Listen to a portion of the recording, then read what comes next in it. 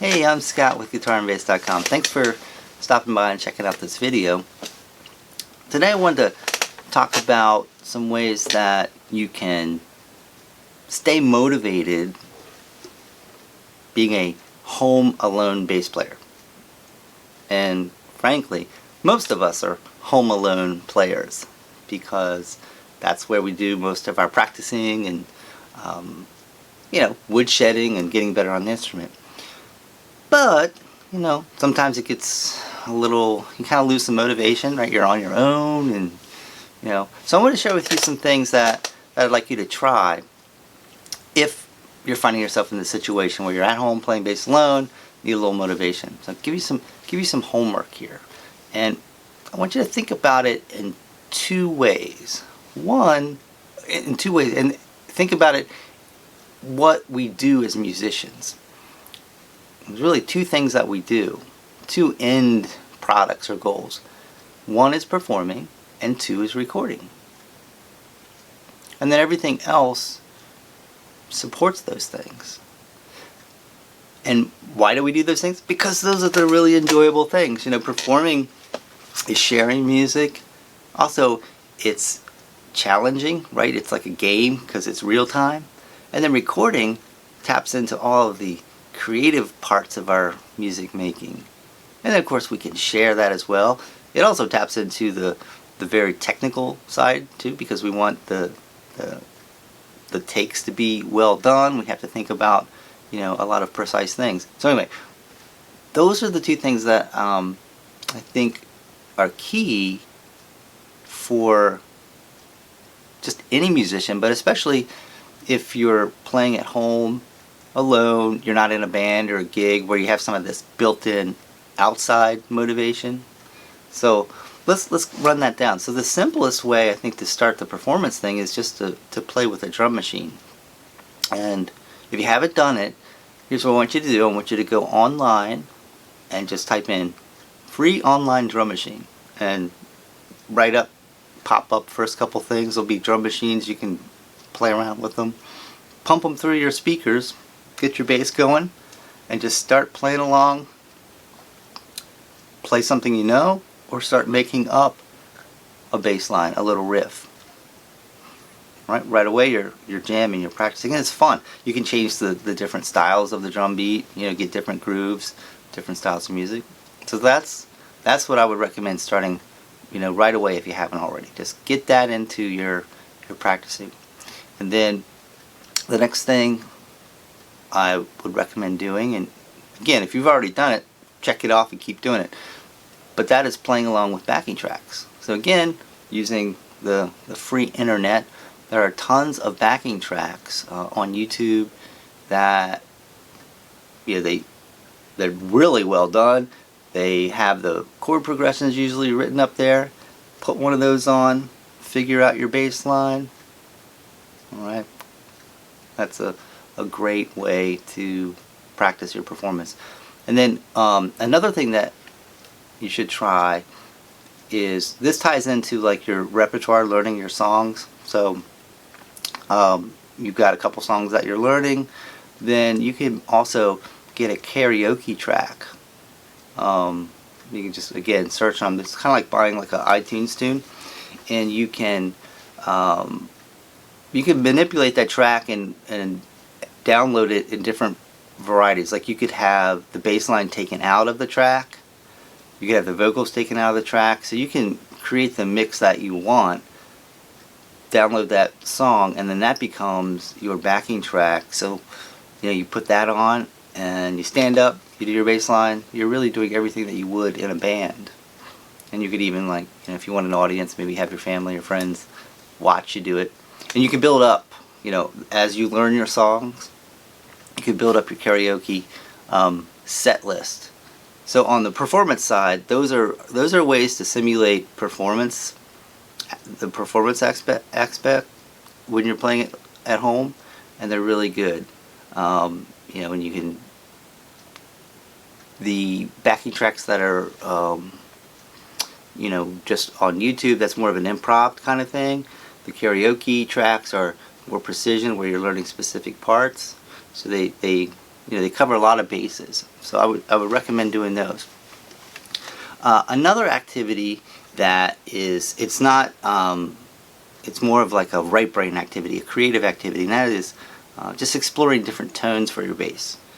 And this is just a great way to find out what your bass can do, discover some sounds and tones that you can kind of catalog in your mind.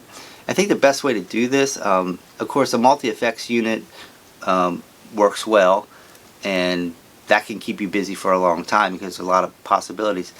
But then another thing is to get into like the software apps that you can get on your tablet or smartphone. And you'll need a digital audio converter. Basically that takes the analog sound, converts it into digital, and then there's a cord that goes into your iPad or smartphone, whatever. And you have to buy those. I think probably for about $100 you can get one. That'll get you started. So a little bit of investment there, but then what that opens up is a whole world of tone through like amp simulators and speaker simulators, all the effects you would want or could play with. So that's a great way to explore tone if you haven't already. So if you haven't done that, I want you to kind of think about that and maybe save up a little money for your converter. Get into the app world for tone chasing. Alright, so that's tone chasing. Another thing, this is more of a traditional thing that you want to do, that all of us as musicians need to do, and that's set some practice goals. And set a practice routine and stick with it. Find a routine that's going to fit for you. Don't make it too crazy. Like if you're busy, like you got family, you're working, try to pick 2-3 times a week for 15 minutes. Make it something that you could definitely do. Put it on a schedule and check it off as you do it. So you're just trying to create the space in your week for practicing. And then set some goals. Could be like, oh, I want to learn this song. I want to learn 1 song a week or 2 songs a week or 1 song a month. But write it down and hold yourself accountable to it. If you need to adjust the goal, that's okay, but it's important to write the goal down in terms of your forward progress with your actual musicianship. All right, so you kind of have to feed that fire too, and that's probably the hardest work, I think. Learning the new song or woodshedding something, but that's important. So come up with a practice schedule, because that's going to be the engine that the habit of practicing, where you don't have to think, oh, I should practice, or do I have time to practice? It's already in your schedule. Then you get down to business and learn your tunes, or maybe part of your practice is doing some of these other activities. However you want to divide your practice time is up to you. But that's important to have a practice schedule. Now let's kind of get in the other side of the thing, recording yourself. So I think this is huge, and again, I'd recommend moving in this direction.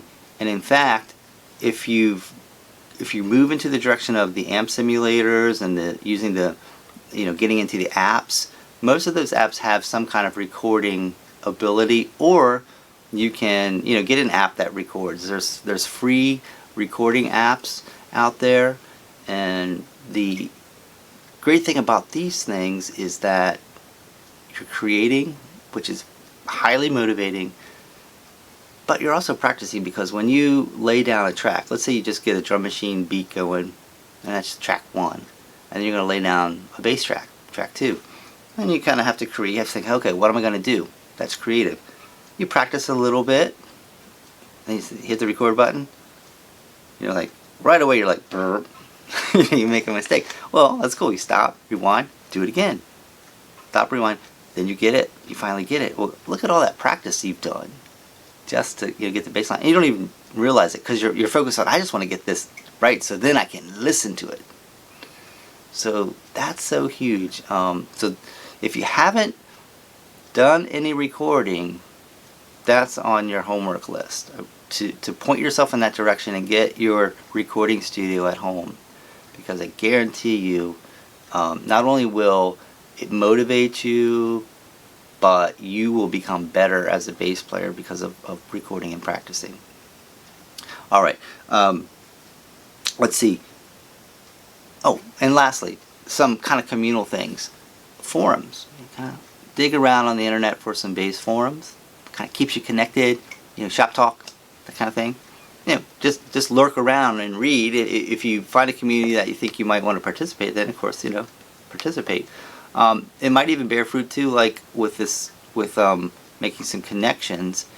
And this is another thing that's really cool that we can do now that we couldn't do a few years ago, and that is virtual jamming through like video chat. The technology is getting better all the time. The delay is not really terrible anymore, and that's all free. You just kind of connect with someone, and you can, depending on your internet speed and things like that, you can play together. Or if there's a little delay, maybe the internet's not working so good that day, you can still listen to each other or share things, and that creates some other motivation as well. And then lastly, because we're talking about how to stay motivated at home playing, buying an online course, a little video course. Somebody come into your house, teach you a little bit on one particular subject. That can be a good motivator. Also, you can subscribe to some of these bass websites. They have a free side where you get all the free lessons and tabs, but you can upgrade to the paid side and see what's on the other side. See if there's more lessons, maybe some forums that you can engage in. So now that costs a little bit, but that's also an option. All right, so let's recap. Here's your homework. Homework is to get some backing tracks and play with your drum machine. All right, that's something you can do today. Right, just do that for your practicing today. Get that squared away. Try that. Then your second assignment is to look into getting some software or some way that you can record yourself, and then start recording yourself and making some your own tracks, and then you'll have this tangible track that you can listen back to, share, and do those two things are what we do as musicians, and we can do them all at home and stay motivated. Alright, well, good luck on your homework, and look forward to seeing you next time.